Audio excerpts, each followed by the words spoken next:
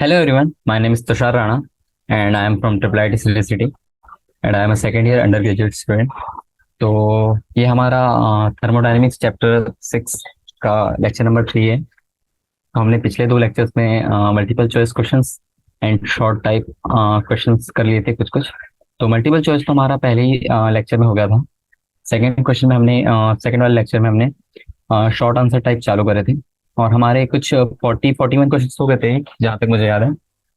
एक बार देख लेता मैं कहाँ तक करे थे। तो ओके, तो हमने 41 क्वेश्चंस कर लिए थे पिछले लेक्चर में। तो चलिए 42 से चालू करते हैं और आज पूरी कोशिश करेंगे कि थोड़ा ये चैप्टर खत्म हो जाए, क्योंकि अब ज़्यादा कुछ बचा नहीं है। लॉन्ग आंसर में थोड़ा टाइम लग सकता है, इसलिए ट्राई करेंगे कि शॉर्ट आंसर में उतना समय ना लगाए। ओके, तो चलिए चलते हैं। क्वेश्चन पढ़ता मैं फटाफट। The net enthalpy change of a reaction is the amount of energy required to break all the bonds in the reactant molecules minus amount of energy required to form all bonds in the product molecules. Okay. What will be the enthalpy change for the following reaction? Okay, तो इसने पहले पहले तो definition दे दिया। Okay. H2 gaseous plus Br2 gaseous giving you 2 times HBr. Given that the bond energy H2 Br2 and HBr सबकी bond energy दे दिया है। Okay. तो ये बोल रहा है एंथैल्पी चेंज बताना। ओके, तो देखिए जो एंथैल्पी चेंज होता है, एंथैल्पी चेंज, उसने एंथैल्पी चेंज की पहले वो बता दिया, यानी डेफिनेशन बता दी है क्या होता है। हम एंथैल्पी चेंज जिस यानी हमारे पास जो इन्फॉर्मेशन दी है, जैसे कि देखिए मैं हाईलाइट कर देता ये। देखिए the net enthalpy change of a reaction of the amount is required by the, देखिए ये फॉर्मूला है हमारा। तो उसको मैं ऐसे मैथ टर्म में कैसे लिखूंगा यहाँ पे डायरेक्ट, जिससे आपको जल्दी समझ आए। तो देखिए अगर आपको एंथैल्पी निकालना है और आपके पास कोई रिएक्शन दी है और वो अगर किसी के बॉन्ड टूटने से एक नया कंपाउंड बन रहा है, यानी कि दो हमारे पास रिएक्टेंट दिए हैं, उनके बॉन्ड टूट रहे हैं और वो दोनों बॉन्ड इंटरमिक्स होकर कंबाइन कर रहे हैं और एक नया कंपाउंड बना रहे हैं। तो देखिए उसमें कुछ कुछ बॉन्ड एनर्जी लगेगी हर एक बॉन्ड को तोड़ने में।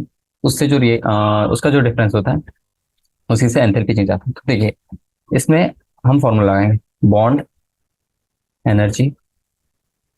ठीक है, पहले रिएक्शन लिख लेते हैं। ओके, बॉन्ड एनर्जी लिखना है हमें। ओके, देखिए रिएक्शन क्या है हमारा, H2 gaseous plus Br2 gaseous giving 2 times of HBr gaseous. तो देखिए H2 में क्या है, हाइड्रोजन, हाइड्रोजन का मॉलिक्यूल है। Br2 में Br का मॉलिक्यूल है। HBr में HBr का मॉलिक्यूल। देखिए हम जब तक इस बॉन्ड को तोड़ेंगे, इस बॉन्ड को तोड़ेंगे और इन दोनों को जो जोड़ेंगे और इस बॉन्ड को भी तोड़ने में यानी इस बॉन्ड को बनाने में जो एनर्जी लग रही है, ठीक है। तो कैसे कैलकुलेट करेंगे, एंथैल्पी चेंज हो जाएगा हमारा, ई से डिनोट करना है वैसे, bond energy of hydrogen, hydrogen bond. Okay, reactant minus product करते हैं, वहां देखिए लिखा भी है। और यहाँ पे bond energy of B R, B R bond. Okay, और इसमें से माइनस कर देंगे bond energy of H B R. लेकिन यहाँ पे माइनस कितने बार करेंगे, 2 टाइम्स। पूछिए क्यों, क्योंकि देखिए यहाँ पे दो मोल्स फॉर्म हो रहे हैं ना। मैं से जूम इन कर देता हूँ। ओके, ओके सो ये स्क्रॉल नहीं हो रहा है, वेट अ मिनट। ठीक है, पहले इस क्वेश्चन को यहाँ खत्म करते हैं, फिर मैं इसको चेक करता हूँ कि क्या दिक्कत आ रही है। ओके, तो इसमें बस आपको वैल्यू सब्स्टिट्यूट करना है। तो हाइड्रोजन हाइड्रोजन बॉन्ड की आपके पास बॉन्ड एनर्जी दी हुई है, कितनी दी हुई है, 435 किलो जूल मोल पर मोल। एंड Br2 की दी है 192 किलो जूल पर मोल और HBr की भी दी है। बस आपको वैल्यू पुट करना और आंसर। तो ठीक है, वैल्यू पुट करना आपका आंसर है। मैं काम है, मैं डायरेक्ट आंसर लिख रहा हूँ। मैंने कैलकुलेट कर लिया इसे, 109 किलो जूल पर मोल। ओके, तो ये हमारे वाला क्वेश्चन है। ओके, तो ऐसे 2 मिनट में फिक्स कर रहा, पेज ऐड करते हैं हम। ओके, नया पेज, क्वेश्चन नंबर 42 हो गया हमारा। अब क्वेश्चन नंबर 43 करते हैं। तो ये स्क्रॉल क्यों नहीं हो रहा, वेट अ मिनट। ओके, चलिए ऐसे ही कर लेते हैं। क्वेश्चन नंबर 43, तो क्वेश्चन नंबर 43 बोल रहा है the enthalpy of vaporization of CCl4 is 30.5 kilojoule per mole. Okay, calculate the heat required for the vaporization of 284 gram of CCl4 at constant pressure. Molar mass दिया हुआ है। Okay, तो देखिए इसमें हमें उसने पूछा है कि हीट निकालना है, हीट रिक्वायर्ड फॉर वेपराइजेशन, यानी कि आपके पास CCl4 दिया हुआ है और आपको उसे वेपराइज करना है। तो कितनी हीट लगेगी वो बताएं। ओके, यानी बेसिकली हमें ये पूछ रहा है, डेल्टा एच पूछ रहा है। ओके, तो जो हमारे पास इंफॉर्मेशन प्रोवाइडेड है उसमें क्या दिया है, CCl4 की एंथैल्पी ऑफ वेपराइजेशन दिया है, एंथैल्पी ऑफ वेपराइजेशन। तो एंथैल्पी ऑफ वेपराइजेशन क्या होता है, ये होता है हमारा 1 मोल ऑफ CCl4 को जब हम गैसेस से पूरा वेपराइज कर देते, उसका उसमें जितनी एनर्जी निकलती, हीट निकलती, वो चीज़ है। ओके, ये कितनी दी हुई है हमारे पास?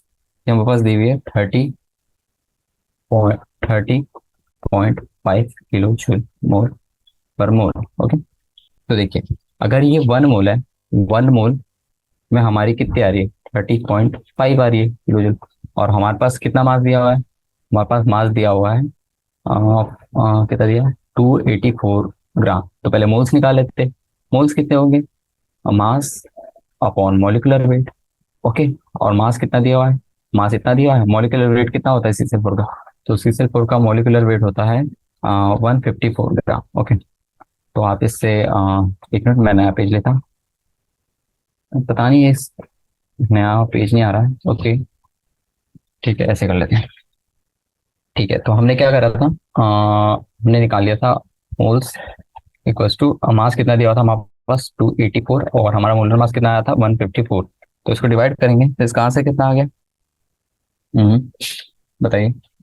जो भी आया होगा, आप एक काम करिए, डायरेक्ट आप कैलकुलेट कर लीजिए। 154 और 1, तो 1.5 कुछ आना चाहिए इसका आंसर। ओके, तो हम डायरेक्ट फॉर्मूला लगाते हैं।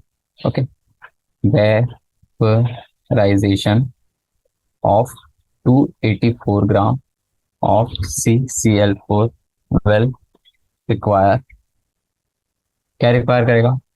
Heat. Require heat is equal to moles into the vaporization energy for 1 mole. 1 mole कितनी दी हुई थी? 30.5। जब आप इसे कैलकुलेट करेंगे तो इसका आंसर कितना आएगा? 56.2 किलो जूल। ओके, तो इजी।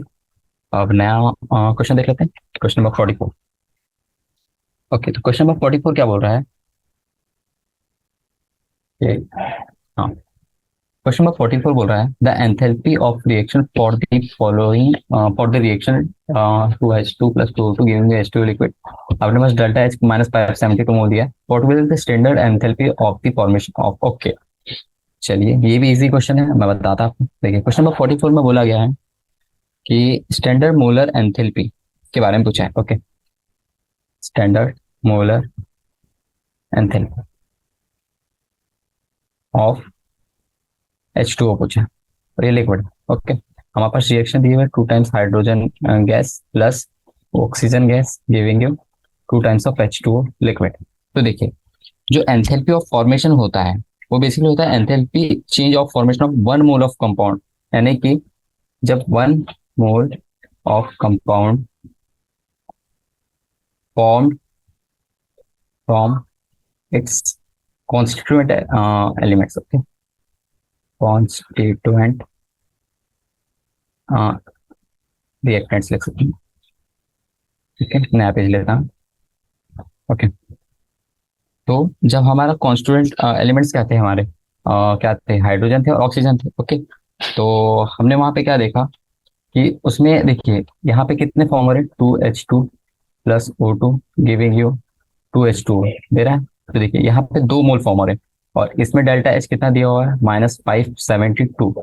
लेकिन हमें डेल्टा जी निकालना है, सॉरी डेल्टा एच निकालना है, वो भी स्टैंडर्ड वाला। और स्टैंडर्ड में हम सिर्फ 1 मोल फॉर्म करते हैं। तो इसको बस बेसिकली डिवाइड बाय 2 करिए। जैसे आप पूरी रिएक्शन को डिवाइड बाय 2 करेंगे तो H2O हमारा 1 फॉर्म हो जाएगा। H2O plus H2O giving you half of O2 plus H2, ऐसा लिख सकते हैं। तो इसके लिए आपको एनर्जी, उसकी एनर्जी उसको भी डिवाइड बाय 2 करना पड़ेगा। तो -572 डिवाइड बाय 2 करेंगे आप। ओके, तो इसकी वैल्यू कितनी आ जाएगी? तो हमारे पास जो रिक्वायर्ड डेल्टा एच फॉर्मेशन आएगा स्टैंडर्ड वाला, उसकी वैल्यू आएगी -286। ओके, तो ये उसका आंसर है, 286 किलो जूल मोल पर मोल। ये स्क्रोल क्यों नहीं हो रहा है? ओके, छोड़िए, क्वेश्चन नंबर 45 पे आ जाएगा। क्वेश्चन नंबर 45 बोल रहा है what will be the work done on an ideal gas enclosed in a cylinder when it is compressed by a constant external pressure P external in a single step as shown। Okay okay, तो हमारे पास एक graph दिया हुआ है, graph के तहत थोड़ा एक डायग्राम दिया हुआ है। ऐसा कुछ है हमारा। ओ शिट, ये रेज नहीं हो रहा है, थोड़ी। देखिए, ये हमारे पास डायग्राम दिया हुआ है, और उसमें कुछ पहले एक पिस्टन था हमारा कुछ हाइट पे, और ये हो गया हमारा। हमने यहाँ पे कुछ पी एक्सटर्नल लगाया। ठीक है, इसकी इनिशियल स्टेट V1 थी, लेकिन जब वो हम पिस्टन को जैसे जैसे नीचे करेंगे और उसका एक यानी कि और श्रिंक हो जाएगा, उसका वॉल्यूम और कम हो जाएगा, तो ये मान लीजिए वी फाइनल हो गया। वी फाइनल हो गया, ठीक है। तो देखिए पहले कुछ वॉल्यूम थी, फिर कुछ और वॉल्यूम हो गई, यानी कंप्रेस हो गई एक्सटर्नल प्रेशर लगाने पे। तो उस पर पूछा है उसने, क्या पूछा है उसने, when it is compressed bye constant external pressure. तो हमें ग्राफ के बेसिस पे बताना है कि क्या चेंज हुआ। ओके, तो देखिए जो सिलेंडर था उसमें पहले 1 मोल गैस था, और पिस्टन भी हमारे पास फ्रिक्शनलेस दिया है। Okay, cylinder filled with 1 mole. Okay, और हमारा पिस्टन क्या है, फ्रिक्शनलेस दिया है, देखिए यहाँ पे लिखा है क्या। ओके, हम मान के चल रहे हैं फ्रिक्शनलेस। ओके, तो अंदर के प्रेशर को मान लीजिए let T, pressure T. Okay, pressure को हमने मान लिया पी। और यार ये दिक्कत हो रहा, 2 मिनट, 2 मिनट दीजिएगा मुझे, स्क्रॉल नहीं हो रहा, सॉरी। ओके, तो हमने क्या देखा पिछले इसमें, बैक करते थे। हाँ, सॉरी, 7 6। ओके, तो सिलेंडर पे हमने प्रेशर पी डाला था, और इसमें हम मान लेते वॉल्यूम कितना था, वॉल्यूम इनिशियल वाला वी इनिशियल था। ओके, यानी कि ये भी इनिशियल था, और जब हमने कंप्रेस करा तो भी फाइनल था। अब चलिए नेक्स्ट पेज पे लेते हैं। ठीक है, नेक्स्ट पेज पे बोल रहा है जब हम पिस्टन को मूव मूव करेंगे इनसाइड की तरफ, तो वो जो हमारा एक्सटर्नल प्रेशर होगा, तब देखिए ये एक है। तो जब हम इस पर प्रेशर लगा रहे हैं तो अंदर का जो प्रेशर था, और ये पी एक्सटर्नल है, जब ये पी एक्सटर्नल पी के बराबर हो जाएगा तब वो रुक जाएगा ना। तो पी एक्सटर्नल मान के चले हमारा पी कितना हो जाएगा, पी अंदर वाला। ठीक है, ये आपको कंडीशन याद रखना। ओके, और जो हमारा फाइनल वॉल्यूम था P final. Okay, final volume जब हम कंप्रेस कर रहे हैं। ओके, तो चलिए इसका फॉर्मूला लिख लेते हैं। कैसा होगा, जो वर्क डन होता है हमारा क्या होता है, पी एक्सटर्नल इंटू डेल्टा भी हो जाता है कांस्टेंट प्रेशर में। और हमारा पी एक्सटर्नल क्या था, वो तो पी था, लेकिन वो पी कितने बराबर था, देखिए वो मैं बताता आपको। अगर आपके पास ये दिया होगा, ओके, तो इसका जो ये एरिया होता है, ये एरिया, इस एरिया पे प्रेशर लग रहा है, और इसका जो वॉल्यूम होगा वो उसका पी एक्सटर्नल लेगा। तो उसकी वैल्यू कुछ इतनी आती है, एरिया इंटू वी 1। ओके, और इसे हम इंटू करेंगे किससे, V initial minus V final से। ठीक है, क्योंकि वर्क डन तो हमारा निगेटिव आएगा, क्योंकि कंप्रेशन में आ रहा है, इसलिए हम साइन नहीं लिखे direct, V initial minus final कर रहे हैं, तो उसका आंसर निगेटिव में है। तो अगर हम इसे ग्राफ के बेसिस पे देखें, तो ग्राफ पे बेसिस पे कैसा आएगा, ये हमने एक ऐसे ग्राफ बना लिया। ओके, ग्राफ ही तो पूछा है उसने, ये पी, तो पहले हमें थोड़ा कैलकुलेशन पार्ट करना पड़ेगा तभी हम ग्राफ बना सकते हैं। फिर देखिए, फिर हमारा ये मान लीजिए वी फाइनल था, वी इनिशियल था। वी फाइनल मैंने पहले इसलिए क्यों लिखा, क्योंकि कंप्रेस कर रहे तो हमारा वैल्यू कम आएगा ना, और हमारा प्रेशर तो कांस्टेंट ही था, क्योंकि जब P A equals to P A equals to P हो जाएगा तब कांस्टेंट हो जाएगा। ठीक है, तो ये भी, तो देखिए ऐसा कुछ इसका ग्राफ बनेगा। अब ये आप ग्राफ से क्या मतलब, तो इसके अंदर का जो एरिया था वही हमारा वर्क डन देगा। ओके, तो ये एरिया जो है equals to P external into delta P. ठीक है, इस तरीके से हम कैलकुलेट कर सकते हैं। नेक्स्ट क्वेश्चन पे आते हैं, क्वेश्चन नंबर 46। क्वेश्चन नंबर 46 क्या बोल रहा है, 46 बोल रहा है रिप्रेजेंट द पोटेंशियल एनर्जी और enthalpy change in the following process graphically. Okay, throwing a stone from the round ground to the roof and second वाला पहले पहला कर लेते। ओके, तो चलिए पहले वाले क्वेश्चन पे आते हैं। ओके, ओ सॉरी, मैंने 46 47 क्वेश्चन पढ़ लिया, 46 क्वेश्चन करना है, sorry. How will you calculate work done on an ideal gas in a compression when change in pressure is carried out in infinite step. Okay, तो देख लेते हैं। तो एक चीज होती है, आपको क्या बताऊं, रिवर्सिबल। आप, मैं एक चीज लिख रहा हूं, आप बताइए क्या होता है reversible process.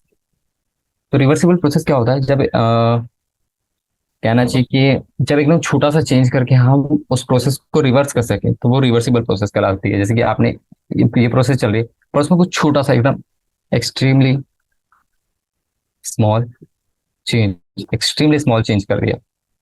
Okay, and the process reversed, तो हम उसे क्या कहते हैं, रिवर्सिबली प्रोसेस। ओके, तो मैंने ये क्यों समझाया अभी देखिए मैं बता, जो प्रेशर वॉल्यूम ग्राफ होता है वो हम वर्क डन ये जो हमारा पीवी ग्राफ होता है, हम इससे वर्क डन कैलकुलेट करते हैं, वर्क वर्क निकालते हैं, सही बात है। ओके, लेकिन अगर हमारा प्रेशर कांस्टेंट नहीं है, ओके, अगर हमारा pressure is equal to not constant, अगर हमारा प्रेशर कांस्टेंट नहीं है और वो हर एक कंप्रेशन पे चेंज हो रहा है, and changes at each volume. Okay, तो हमारा पी भी चेंज नहीं हो रहा है और वी भी चेंज नहीं हो रहा है। ओके, तो अब हमें पूछा है how will you calculate the work done on an idol gas in a compression when change in pressure is carried out in infinite step. तो हमारा प्रेशर भी वेरिएबल है, वॉल्यूम तो हम लगाना ही पड़ेगा, और कंप्रेशन की बात करें तो देखिए हम ग्राफ बनाते हैं। ग्राफ बनाएंगे, प्रेशर इधर लिख देंगे, वॉल्यूम इधर लिख देंगे। पहले कंप्रेशन लिख देते हैं V2 V1, क्योंकि कंप्रेस हो रहा है तो V2 पहले आ जाएगा। अब देखिए हमारा बेसिकली ग्राफ ऐसा होता था, ठीक है, और हम यहाँ पे प्रेशर कांस्टेंट होता था, लेकिन अब देखिए वेरिएबल है इनफाइनेटली, कुछ भी प्रेशर हो सकता है। ये P2 हो गया हमारा और ये हो गया P1। तो इस ग्राफ के अंदर ये देखिए P1 हो गया और ये हमारा P2 हो गया। इस ग्राफ के अंदर ये जो एरिया आएगा, ठीक है, यही हमारा क्या होता है, वर्क डन देता है। This gives work done. तो बस यही है फॉर्मूला। चलिए नेक्स्ट क्वेश्चन पे आते हैं। क्वेश्चन नंबर हम 47, चलिए अब 47 क्वेश्चन कर लेते हैं। तो रिप्रेजेंट द पोटेंशियल एनर्जी और enthalpy change in the following process graphically. Okay, इसमें भी ग्राफिकली करना है। तो देखिए इसने बोला है throw a stone from the ground to roof. Okay, ये ग्राउंड है हमारा, तो यहाँ से हमने एक बंदा बना देते हैं हम। ऐसा कुछ बंदा बनाया, उसने पत्थर फेंका रूफ पे, ये कुछ रूफ हो गया, उसकी छत हो गई। तो हमें बताना है कि पोटेंशियल एनर्जी में चेंज कितना आएगा। ओके, तो चलिए इसका ग्राफ बना। तो अगर हम इसमें एनर्जी वर्सेस हमें डिस्टेंस का ग्राफ बनाना पड़ेगा, क्योंकि ग्राउंड से कुछ ही मान लीजिए आर डिस्टेंस पे है। तो ये लिख लेते, पहले नीचे लिख लेते कितना लिखेंगे, डिस्टेंस। ओके, जैसे हम आर इक्वल्स टू डिस्टेंस, और हमारा इधर इस साइड क्या आ जाएगा, एनर्जी। तो देखिए अगर ये स्टार्टिंग पॉइंट है, ये हमारा होता है स्टार्टिंग पॉइंट। स्टार्टिंग पॉइंट यानी कि जीरो तो नहीं रहेगा, डिस्टेंस कुछ डिस्टेंस, यानी कि वो आदमी खड़ा है तो उसके ग्राउंड से कुछ डिस्टेंस होगा ना। ओके, तो वो डिस्टेंस है, ये वाला है, ठीक ठीक, ये वाला है, ठीक है। और ये हमारा कुछ ऐसा आ गया, ठीक है। अब देखिए जब आपने उसे कुछ फेंका यहाँ से, ऐसे कुछ, ओके, तो ये हो गया मान लीजिए पॉइंट टू विच स्टोन रेस्ट। तो यहाँ तक के कुछ स्टोन आया, हम मैक्स हाइट, और फिर बाद में फिर से नीचे चला गया। तो इन दोनों के बीच में क्या हुआ पता है क्या, यहाँ पे उसने एनर्जी दिया, तो यहाँ पे एनर्जी सप्लाइड। तो यहाँ जब एनर्जी सप्लाइड करे तो हमने एनर्जी दी, तो ये पॉजिटिव आती है। Okay, right to stone. तो इस तरीके से हम डिनोट कर सकते हैं। ओके, तो ये हमारा एक क्वेश्चन हो गया, ऐसे मार्क कर लीजिए।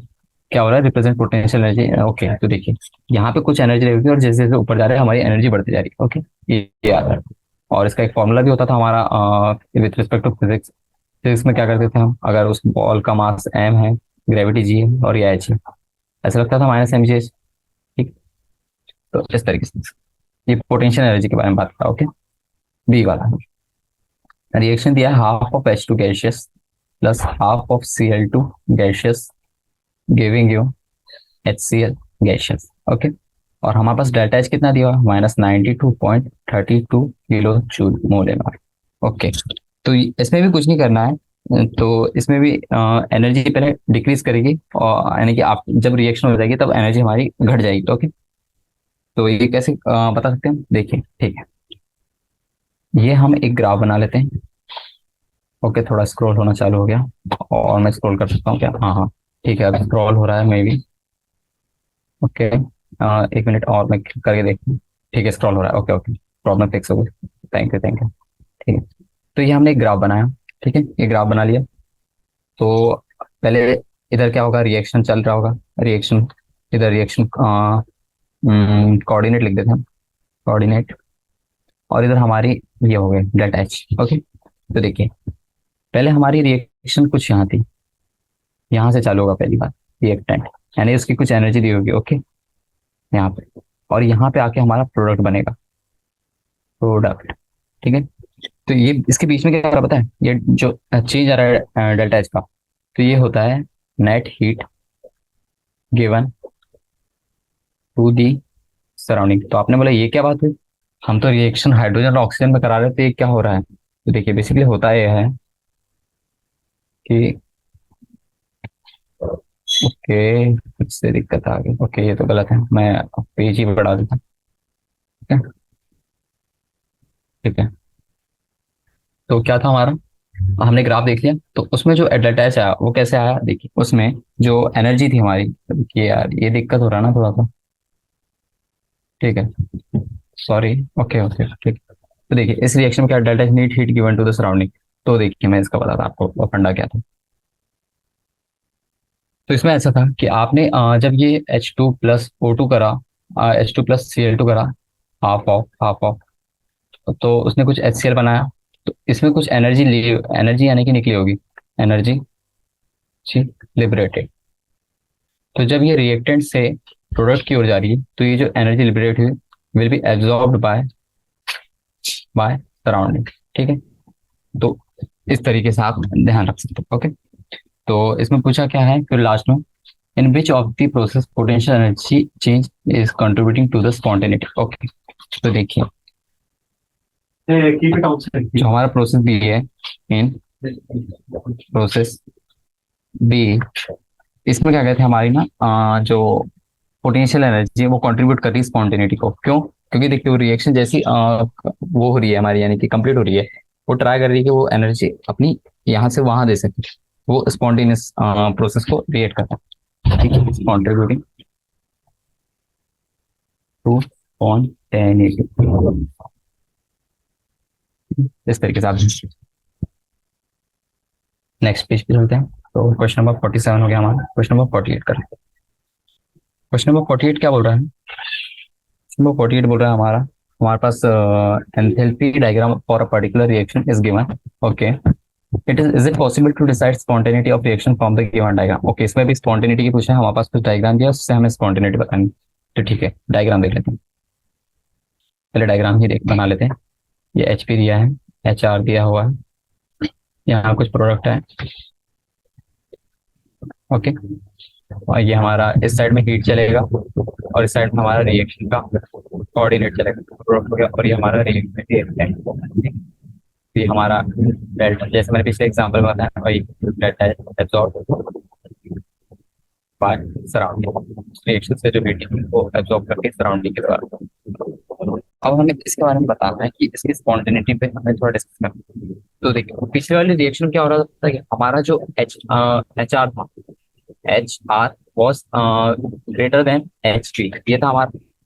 तो इसमें क्या था पता है, स्पॉन्टेनियस मैं लिखा रहा, यस, मैंने उस एग्जांपल में इसलिए नहीं बताया ये चीज क्योंकि मेरे को पता है नेक्स्ट वाले एग्जांपल में हमें ये चीज की जरूरत पड़ेगी, इसलिए मैं इसमें थोड़ा और अच्छे से बता रहा हूँ, और वहाँ पे हमारा दिक्कत भी कर रहा था ये वन नोट। तो ठीक है, मैं यहाँ पे बता रहा हूँ, लेकिन यहाँ पे जब HR की वैल्यू कम है HP से, तो देखिए यहाँ पे नॉन स्पॉन्टेनियस आएगा। तो आप समझ गए होंगे, आपकी जो रिएक्टेंट की हीट है वो ज्यादा होना चाहिए प्रोडक्ट की, तभी आप स्पॉन्टेनियस कर सकते हैं। क्योंकि ये हमारे फंडे होते हैं, और आपने पढ़े होंगे स्पॉन्टेनियस जब एंट्रोपी वगैरह ये सब पढ़ा होगा, तब ये सारी चीजें पढ़ी होगी। ट्राई करते हैं यहाँ पे करने का। तो हमारा क्वेश्चन नंबर 48 गया था, क्वेश्चन 49, क्वेश्चन नंबर 49 बोलता है, one mole of monoatomic ideal gas is expanded from state 1 to state 2 as shown in the figure 6.4। Okay, इस फिगर की बात कर रहा हूँ। ठीक है। Calculate the work done for expansion of a gas from state 1 to state 2। Okay, पहले जो ग्राफ दिया है वो बना लेते हैं। ये हमारा ग्राफ है, ये वॉल्यूम दिया है लीटर में, और ये हमारा प्रेशर दिया। तो ये कुछ ऐसा ग्राफ है, ये ऐसा कुछ रहता है। ये हमारा स्टेट 2 दिया है, स्टेट 1 दिया हुआ है, और पहले वाले में क्या दिया है, इसका 2 है प्रेशर, और इसमें कितना है, 1 है प्रेशर। वॉल्यूम हमारा कुछ बढ़ता है 22.7 है, और यहाँ का वॉल्यूम हमें पता नहीं है, तो इसमें हमारे पास वॉल्यूम नहीं दिया है। ठीक है, तो कोई दिक्कत नहीं, अब मैं आपको बता दूँ। तो देखिए ये जो हमारा एक रिवर्सिबल चीज, we can conclude the figure, यानी कि जैसा जो हमारे पास फिगर दिया उसके जिसमें कोई देखिए इसमें कुछ ऐसा डायरेक्शन नहीं दिया, या फिर ऐसा डायरेक्शन नहीं दिया है, दिया है क्या, नहीं दिया। तो देखिए इसमें क्या करेंगे, इसमें हमारा ऐसा कोई डायरेक्शन नहीं है, तो ये क्या होता है पता है, रिवर्सिबल रिएक्शन होता है, रिएक्शन। ओके। तो इसका जो फॉर्मूला है, फॉर्मूला, ये पूरा फॉर्मूला क्वेश्चन आपने पढ़ा होगा कि अगर कोई रिवर्सिबल रिएक्शन है और हमारे पास प्रेशर चेंज हो रहा है, तो उसका क्या आता है प्रेशर, देखिए माइनस वर्क डन कितना था, -2.303 NRT डॉट के, तो नहीं हो रहा अभी NRT डॉट, मैं आप भेजिए, आज पता नहीं बहुत दिक्कत आ रहा है। तो वर्क डन कितना हुआ, N R T log T one upon T two, 2.30, okay, ये माइनस, ठीक है, जितना आपको ध्यान रखना है। ठीक है। तो बस आपको वैल्यू पुट करना है, एन की वैल्यू 1 है, 2.303 माइनस, मैं इधर ला लेता हूँ 2.303, तो एन की वैल्यू 1, आर की वैल्यू क्या ले लें हम, जूल में निकाल रहे हैं तो 8.314 ले लेते हैं, और टेम्परेचर वैल्यू 298 केल्विन दी थी है, और हम लॉग लगाते हैं, और P1 कितना दिया हो, थोड़ा नहीं, ओके, वॉल्यूम तो नहीं दिया, प्रेशर दिया 1 से 8, तो ये बेसिकली 2/1 हुआ, तो ये लॉग 2 होगा। तो इससे आप कैलकुलेट कर लीजिए, तो उससे आपका वर्क डन आ जाएगा कितना है। मैं कैलकुलेट कर रहा हूँ, कैलकुलेट की मदद से आप मैनुअली कैलकुलेट कीजिए, आपके लिए बाद में बहुत ज़्यादा इजी पड़ेगा। 46, चलिए आपका वर्क डन भी आ गया। तो इसी के साथ हमारा क्वेश्चन नंबर 50 हो गया, सॉरी 49 क्वेश्चन हो गया हमारा।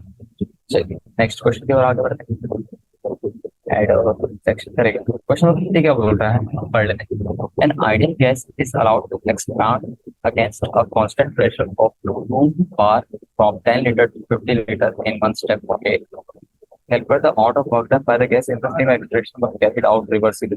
Will the work done be higher or lower? Okay.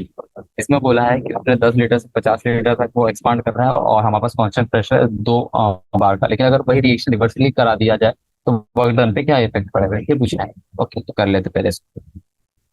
तो जो हमारा हमको पता है एट कांस्टेंट प्रेशर जो हमारा वर्क डन होता है वो होता है minus of the external to delta भी होता है, और हमारे पास प्रेशर कितना दिया हुआ है, -2 दिया, 2 बार दिया हुआ है, और डेल्टा भी कितना है, 50 - 10 कितना हो गया, 40 हो गया, तो इसकी वैल्यू हो गई -80 लीटर बार, देखिए तो बार में ले लेते, ठीक है। और हमें ये भी पता है 1 लीटर बार कितना होता है, 1 litre bar equals to 100 joule होता है, ओके। तो -180 को इसको जूल में कन्वर्ट करना है, तो वर्क डन कितना आ जाएगा हमारा, 800 जूल, ओके। ये आ गया हमारे पास वर्क डन। तो उसके बाद बोला है which is the amount of work done, okay. Significance of negative sign, यानी कि ये जो नेगेटिव साइन दिया है उससे पता चल रहा है कि जो वर्क डन है वो सराउंडिंग के द्वारा किया जा रहा है सिस्टम पे, ओके। तो अगर रिवर्सिबल रिएक्शन हो रही है तो वहां पे वर्क डन ज्यादा आएगा, okay. So negative sign is work is done on surrounding of system, okay. तो इससे हम क्या पता लगा सकते हैं, यार ये पता नहीं यार क्या दिक्कत देता है, ओके ऐसे कर सकता हूँ, ठीक है। तो इससे क्या पता चल रहा है, अगर हम रिवर्सिबल केस ले ले, रिवर्सिबल रिएक्शन, तो इसमें जब एक्सपांड करेंगे वॉल्यूम, तब वर्क डन क्या आएगा पता है, work done will be more, ठीक है। तो ये इसका आंसर है। अब नेक्स्ट क्वेश्चन पे चलते हैं। ओके, तो ये हमारा सेक्शन हो गया, अब नया सेक्शन खोल लेते हैं, और ये हम हेडिंग डाले थे टाइप 4, और ये हो गया हमारा मैचिंग टाइप। तो चलते हैं, तो हमें हाफ सेंचुरी हो गई पूरी, कॉन्ग्रेचुलेशन। 51 क्वेश्चन पे आते हैं, मैच द फॉलोइंग, चलिए ये इजी इजी होगा, जल्दी जल्दी करेंगे, ठीक है। एडियाबेटिक प्रोसेस, तो एडियाबेटिक प्रोसेस को हमें मिलाना है, adiabatic heat at constant volume में, फर्स्ट लॉ ऑफ, नहीं, तो देखिए इसका आंसर मैं डायरेक्ट लिख जाऊंगा, आप देखिए, आप ये मत पूछिएगा कैसे आया क्या आया, देखिए बहुत इजी इजी है, आपको पढ़ते आने से। तो देखो पहले का क्या होगा बताए क्या, एडियाबेटिक प्रोसेस सबसे पहले आपको क्या आता है, हीट नहीं होगा उसमें, नो ट्रांसफर ऑफ हीट, यानी हीट की तो बात ही छोड़ दी, वॉल्यूम वॉल्यूम ये सब नहीं रहता, ठीक है। अब फिर क्या है, मोर देन वन, ओके, एक से ज्यादा भी हो सकता है, सारे चेक करना है, ओके। सेकंड ऑप्शन देख लेते हैं, आइसोलेटेड सिस्टम। तो isolated system heat at constant volume, C first law of thermodynamics. देखिए आइसोलेटेड सिस्टम में तो उसमें एक्सचेंज ऑफ एनर्जी और मैटर कुछ नहीं होगा, एकदम अकेला दूर है दूसरे से, तो ये हो गया। आइसोथर्मल चेंज, तो टेम्परेचर की बात कर रहा है, तो थर्ड ऑप्शन को देखते हैं, कांस्टेंट टेम्परेचर, सही बात है, ठीक है। तो मैं यहाँ लिखते भी जाता, पहले पहले वाले का आंसर हो जाएगा हमारा ई, ठीक है। दूसरे वाले का आंसर हो जाएगा हमारा डी, तीसरे वाले का आंसर क्या हो जाएगा हमारा एफ, चौथे वाले का आंसर क्या हो जाएगा हमारा, चौथा वाला क्या है, पाथ फंक्शन। पाथ फंक्शन क्या होता है हमारा, हीट होता है, तो हमने एक क्वेश्चन भी करा था इसके रिगार्डिंग, ठीक है। पाथ फंक्शन का आंसर हो गया ए। स्टेट फंक्शन देख लेते हैं, स्टेट फंक्शन क्या हो जाएगा हमारा, स्टेट फंक्शन देखो, तुम्हें देखिए, इंटरनल एनर्जी स्टेट फंक्शन होता है हमारा। एनर्जी के सारे फॉर्म स्टेट फंक्शन होते हैं, बताया था मैं आपको। इसका हो गया हमारा जी। अब अगर हम सिक्स की बात देखें तो सिक्स क्या दिया हमारे पास, delta U equal to Q. Okay, delta U equal to Q, लेकिन ये कब होता है? ये होता है एट कांस्टेंट वॉल्यूम। क्यों? क्योंकि वहां पे हमारा जो देखिए, डेल्टा यू की वैल्यू क्या होती थी? क्यू प्लस वर्क डन होती थी। और अगर कांस्टेंट वॉल्यूम है तो वर्क डन हमारा क्या आ जाएगा? जीरो आ जाएगा। तो डेल्टा यू की वैल्यू हमारी क्या आ जाएगी? क्यू। तो इसीलिए हमारा, फिर मैं पूरा बढ़ा देता, फिर हम अच्छे से करेंगे। ओके। ओ शिट, ठीक है। यार दिक्कत बहुत दे रहा हूँ, सॉरी। मैं अच्छे से खुल ही लेता। ओके, तो इसमें हम कर रहे थे, कहाँ तक करे थे हमने? फिफ्थ हो गया था हमारा, सिक्स हो गया था। सिक्स का आंसर क्या लिख दिया था मैं? सिक्स का आंसर हमारा आया था कितना? जी आया था। सॉरी, जी क्या था? ए आया था। ओके, ठीक है। अब हम सेवेंथ कर लेते हैं। मैं देख लेता हूँ स्क्रीन शेयर हो रही है। Okay, screen share. Seventh option देख लेते हैं, laws of conservation of energy. तो seventh option laws of conservation of energy तो सभी को पता होगा, क्या होगा इसका आंसर? देखिए यहाँ पे। तो सेवेंथ का आंसर मुझे यहाँ पे दिख रहा है, सी दिख रहा है मुझे। फर्स्ट लॉ ऑफ थर्मोडायनेमिक्स, वो फॉलो करता है ना। First law of thermodynamics is the law of conservation of energy. उसके तीन थर्मोडायनेमिक्स के तीन लॉ होते हैं, उसमें से एक लॉ ये होता है। ठीक है, एट्थ क्वेश्चन देख लेते हैं। एट्थ क्वेश्चन बोल रहा है, अगर रिवर्सिबल रिएक्शन है, रिवर्सिबल रिएक्शन है तो उसका देखिए, ये तो बहुत इजी क्वेश्चन है। एट्थ क्वेश्चन का आंसर पता है क्या? जे होगा। पूछिए कैसे?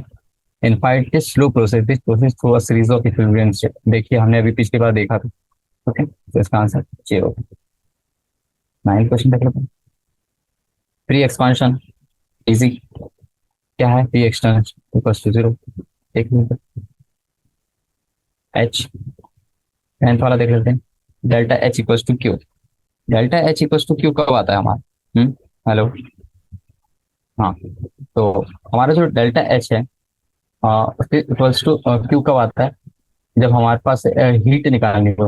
ओके, तो उस स्टेट में भी आता है हमारे पास। ओके, तो इस तरीके से देख लेते हैं। आई कहाँ? Eight constant pressure. Delta H जो होता है हमारा, उसकी वैल्यू सिर्फ हीट के बराबर कब आती? When constant pressure.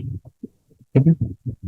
और अब हम 11वें क्वेश्चन देख लेते हैं। 11वें क्वेश्चन का आंसर क्या होगा? इंटेंसिव प्रॉपर्टी हीट तो होती है, कॉमा। और इंटेंसिव प्रॉपर्टी में और क्या आता है हमारे पास? प्रेशर भी आता है, तो एल भी हो गया हमारे पास। और क्या आता है हमारे पास? स्पेसिफिक हीट भी आती है इंटेंसिव प्रॉपर्टी में, हमने करा था इसके रिगार्डिंग एक क्वेश्चन। ट्वेल्व देख लेते हैं, एक्सटेंसिव प्रॉपर्टी। एक्सटेंसिव प्रॉपर्टी में बच गया एक एंट्रोपी। ओके, तो इसका आंसर क्या हो गया? तो ऐसे निकाल सकते हैं। चलिए, अब नेक्स्ट क्वेश्चन पे आते हैं। Question number 52। क्वेश्चन नंबर 52 में बोला है, match the following reactions with entropy change. Okay, तो रिएक्शंस दी हुई है, कुछ एंट्रोपी चेंज के बारे में हमारे पास दिया हुआ है। तो देखिए, पहला वाला देखते हैं, लिक्विड वेपराइजेस। लिक्विड वेपराइजेस, ठीक है। तो लिक्विड वेपराइज कर रहा है तो उसका आंसर क्या होगा? तो देखिए, जब लिक्विड चेंज करता है gaseous to gaseous state to, यानी कि liquid state to gaseous state. अगर आपके पास लिक्विड है और लिक्विड से आप वो गैसियस स्टेट में जा रहे हैं, तो उसमें जो मूवमेंट ऑफ मॉलिक्यूल्स होता है वो इंक्रीज कर जाता है। कैसे? क्योंकि मैंने आपको बताया था लिक्विड के more, sorry, less, sorry, erase नहीं हो रहा यार, बहुत दिक्कत आ रही है। Okay, more densely packed. Okay, then less densely packed. ये हम उसके मॉलिक्यूल्स के बारे में बात करें, तो इसकी वजह से पता है इसमें क्या आता है? पता है क्या आपको? इसमें जो एंट्रोपी होती है वो भी इंक्रीज करती है। Entropy also increases. एंट्रोपी बोले तो क्या होगा हमारा? रैंडमनेस।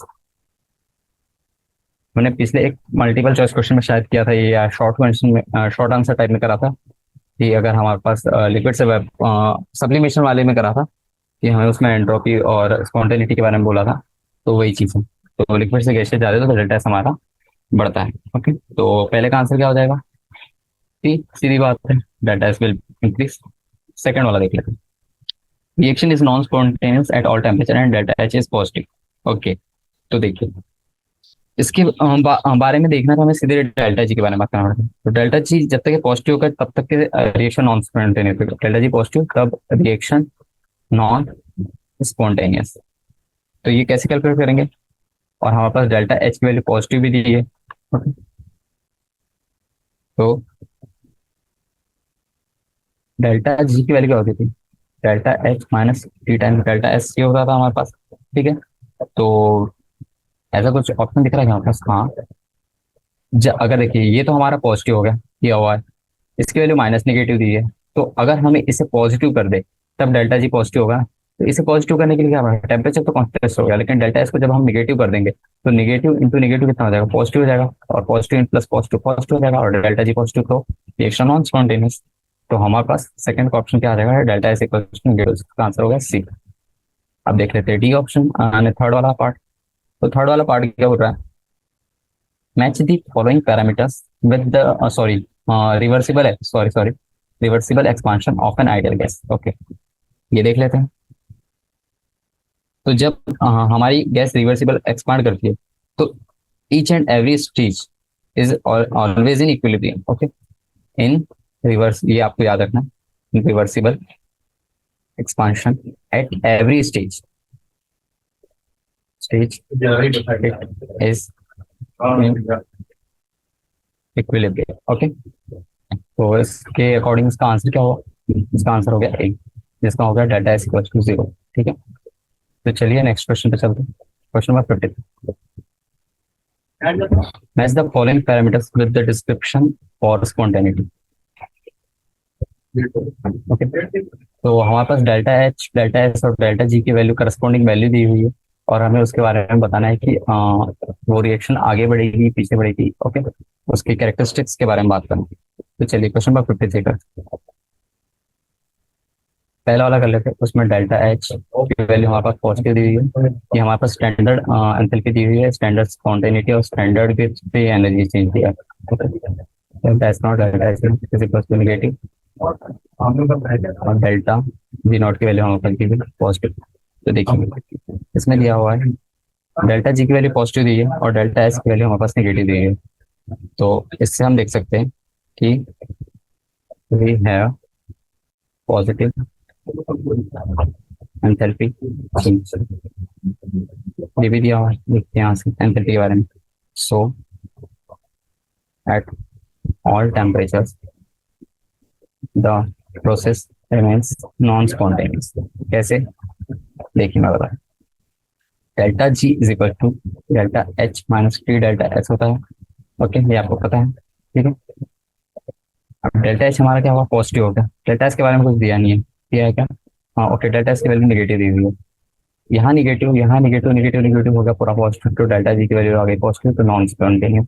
तो इसके करस्पॉन्डिंग आंसर क्या होगा? पहले का आंसर आ जाएगा हमारा सी। ठीक है, फर्स्ट का आंसर सी हो गया। अब क्वेश्चन नंबर इसका सेकंड पार्ट देख लेते हैं।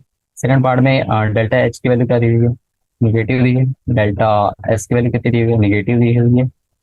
देखिए आपके पास अगर ये फॉर्मूला है ना, आपको ये फॉर्मूला आता है, तो आप स्पॉन्टेनिटी के बारे में कभी भी आंसर निकाल सकते हैं।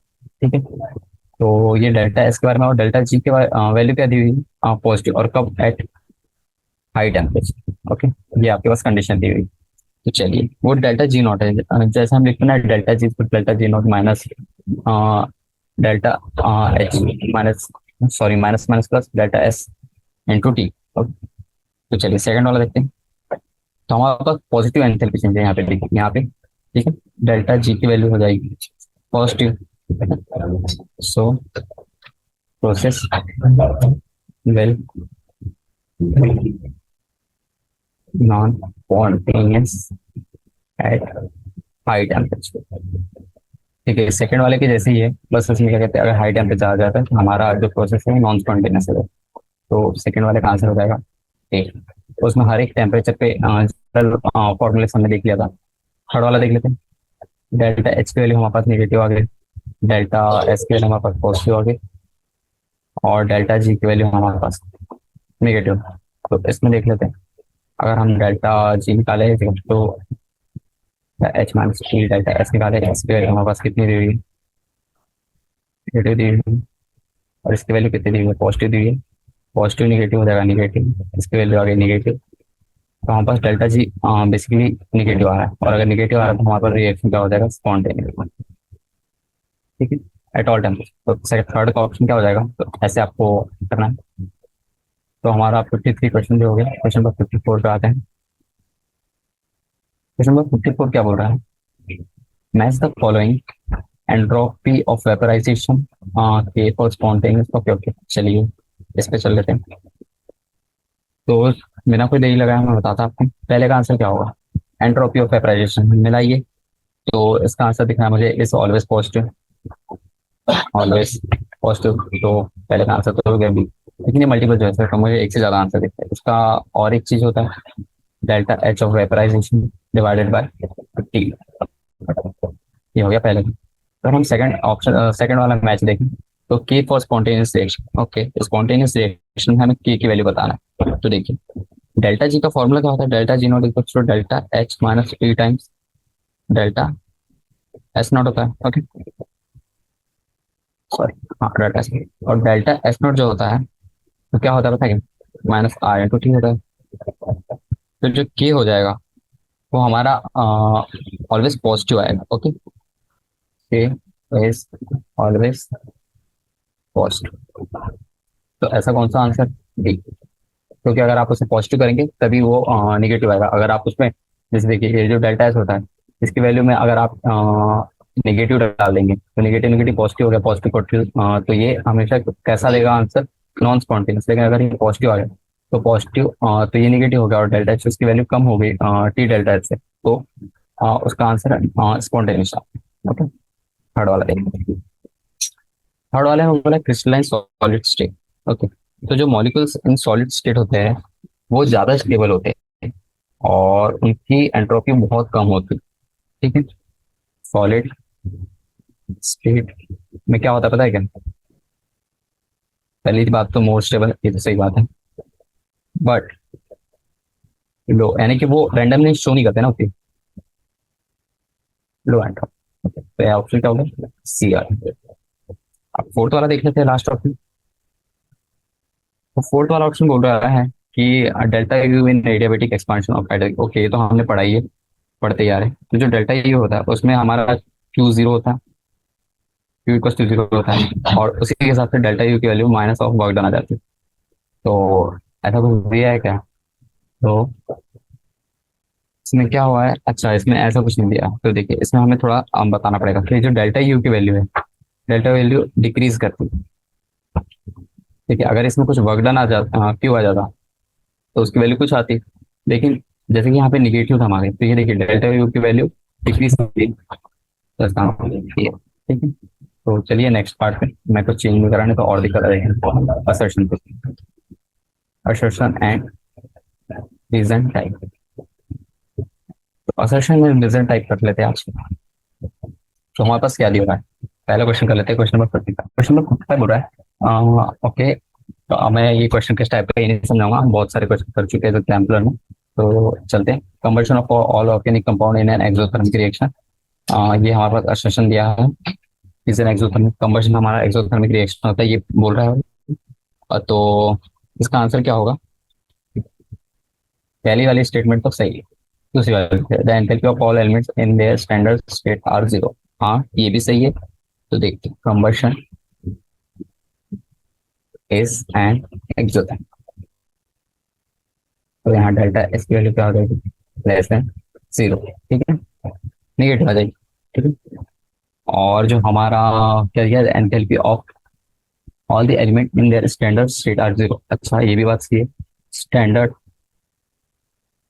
स्टेट में जो एंथैल्पीज आती है, ठीक है, ये बात सही है। तो ये दोनों स्टेटमेंट सही है। तो देखिए, जो रिएक्टेंट एंथैल्पीज आती है वो हमेशा ग्रेटर देन प्रोडक्ट एंथैल्पी होती है जब कंबशन होता है। तो इसीलिए तो हमारा डेल्टा एच की वैल्यू जीरो आती है, लेस देन जीरो। ठीक है, तो ये वाली स्टेटमेंट तो सही है। ठीक है, ये वाली स्टेटमेंट तो सही है, और ये वाली स्टेटमेंट भी सही है। लेकिन जो पहली वाली स्टेटमेंट है वो दूसरे वाले को करेक्टली एक्सप्लेन नहीं कर रही है। ओके, तो इसका आंसर क्या हो जाएगा, ए आर आर टू, नहीं, ये वाला नहीं। ठीक है, इसका आंसर सेकंड है ना। ये भी सही है, ये भी सही है, लेकिन ये इसको एक्सप्लेन नहीं कर रही, तो इसलिए हमारा ये आंसर गलत है। क्वेश्चन नंबर 56 पर। तो क्वेश्चन नंबर 56 क्या बोल रहा है?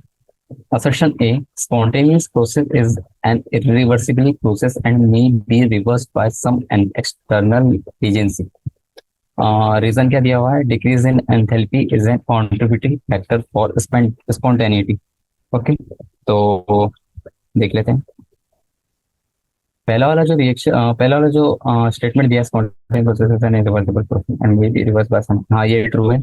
और सेकंड वाला देख लेते हैं, decrease in enthalpy is an contributing factor for spontaneity, हाँ ये भी है। देखिए एंथैल्पी भी हमारा जो स्पॉन्टेनिटी है उसमें यानी रोल प्ले करता है, और स्पॉन्टेनियस जो प्रोसेस होती है रिवर्सिबल प्रोसेस के लिए, उसमें कुछ एक्सटर्नल एजेंट का भी यूज होता है। तो दोनों स्टेटमेंट हमारी सही है, लेकिन जो पहली वाली स्टेटमेंट है उसको पूरी तरीके से वो सेटिस्फाई नहीं कर रहा है सेकंड वाली स्टेटमेंट उसकी। तो इसमें क्या होता है, देखिए मैं बताता हूँ। स्पॉन्टेनियस प्रोसेस जो होती है हमारी, इसमें जो, हाँ, randomness must be positive. Okay, randomness की वैल्यू पॉजिटिव आना चाहिए, दैट इज डेल्टा एस की वैल्यू हमारे पास पॉजिटिव आएगी। ओके, और जो हमारे पास डेल्टा यू होगा उसकी वैल्यू निगेटिव आना चाहिए। अगर दिया रहता तो हमारा जो पहला वाला स्टेटमेंट था वो सेकंड वाला स्टेटमेंट उसको यानी कि पूरी तरीके से रीजनली ट्रू कर पाता उस असर्शन को, लेकिन यहाँ पे ऐसा कुछ नहीं दिया हुआ है। तो पहली वाली जो स्टेटमेंट हमारी वो तो सही है, सेकंड वाली भी स्टेटमेंट अपनी जगह पे सही है, लेकिन दोनों पता है एक दूसरे से कनेक्टेड नहीं है। तो इसका आंसर क्या हो जाएगा? B. Both A and B are true but R is not a correct explanation of A. Okay, तो नेक्स्ट पे चलते हैं। क्वेश्चन नंबर 46 हो गया, सॉरी, क्वेश्चन नंबर 57। तो क्वेश्चन नंबर 57 बोल रहा है, assertion, a liquid crystallizes into a solid and is accompanied by decrease in entropy। Okay, और रीजन आर दिया हुआ है उसका, in crystal molecules organize in an ordered manner. Okay, तो इसका आंसर देख लेते हैं। तो पहला असर्शन देख लेते हैं, liquid crystallize into solid and it is compressed by decrease in entropy. हाँ ये तो एकदम सही, हमने इसके जस्ट पहले के पहले क्वेश्चन में यही चीज पढ़ी थी कि जो अगर हमारा सॉलिड है तो उसमें क्या होता है, स्टेबल होता है वो। पहली बात तो स्टेबल होता है, लेकिन बट द एंट्रोपी, जो एंट्रोपी होती है यानी रैंडमनेस, रैंडमनेस, जो रैंडमनेस होती है इज लो, लेकिन लेस करते हैं। ओके, ठीक है, लेकिन जो दूसरा रीजन दिया हुआ है, रीजन दिया हुआ है, क्या दिया हुआ है? In crystal molecules organize in order में। हाँ देखिए, अब मैं आपको अच्छे से समझा, कैसे समझाऊं, हम थोड़ा कंपैरिजन के टाइप में लेते हैं तो अपने को और अच्छे से समझ आएगा। कि हम मान लेते गैशियस, मान लेते गैशियस, तो गैशियस में जो मॉलिक्यूल है वो ऐसे दूर दूर दूर दूर रहते हैं एकदम, कहीं भी आड़े टेढ़े कहीं पे भी घुसे हुए ऐसे ऐसे ऐसे रहते हैं। तो इनके बीच में पता है क्या, बहुत सी स्पेस रहती है, तो वो इधर उधर कहीं पे भी स्पॉन्टेनियस रिएक्शंस कर लेते हैं। ओके, तो इनकी जो रैंडमनेस आती है, रैंडमनेस वो ग्रेटर देन जीरो आती है, यानी कि ज्यादा आती है, ग्रेटर देन इज हाई ऐसे मान लेते हैं। और हमारा लिक्विड देख लेते हैं। तो लिक्विड में क्या रहता है क्या, लिक्विड में भी रहता है पर थोड़ा सा कॉम्पैक्ट रहता है, यानी कि थोड़े उसके मॉलिक्यूल्स थोड़े से पैक जुड़े हुए रहते हैं। ओके, ये भी थोड़ा उतना एकदम ऑर्डर्ड पैकेज में नहीं रहता पर जुड़े हुए रहते हैं। ओके, रैंडमनेस मीडियम कर देते। ओके, लेकिन जो हमारा सॉलिड हो गया, देखिए यहाँ पे एकदम बहुत सारी जगह थी इसलिए इनकी रैंडमनेस तो बहुत हाई है भाई, लेकिन यहाँ पे थोड़ा थोड़ा बहुत ऑर्डर में थोड़ा बहुत आड़ा टेढ़ा है, मीडियम साइज है मान लीजिए, तो इसका रैंडमनेस मीडियम आ गया। लेकिन जो सॉलिड होता है ना वो एकदम एकदम कंठस्थ, ऐसे कड़क एकदम पैक रहते उसके मॉलिक्यूल, एकदम ऐसे पैक, यानी कि उनके बीच में कुछ जगह नहीं रहती, समझ रहे हैं ना। इसलिए तो हार्ड भी कहलाते हैं, तो क्लोजली पैक्ड होते हैं in an order manner. Okay, तो अगर कोई चीज ऑर्डर मैनर में पैक में और आप उसमें कुछ और चीज जबरदस्ती डाल रहे हैं या फिर उसमें कुछ चेंज कर रहे हैं, तो उसमें यानी हमें वो रैंडमनेस नहीं दिखेगी ना, तो उसमें randomness will be low. Okay, तो हमारी रेंडमनेस लो आएगी। तो ये रीजन सही है, तो assertion and reason both are true and reason is correct explanation of assertion. Okay, तो ऐसा ऑप्शन कौन सा है? फर्स्ट। तो फर्स्ट ऑप्शन भी हमारा सही है। ओके, तो चलिए आज के लिए मैं यहीं तक के रखता। तो हमने आज शॉर्ट आंसर टाइप पूरे क्वेश्चन कर ली। तो हमारे लॉन्ग आंसर टाइप में 4-5 क्वेश्चन बनते हैं, तो उसे हम कर देंगे जल्दी ही खत्म। तो thank you all of you. Bye bye.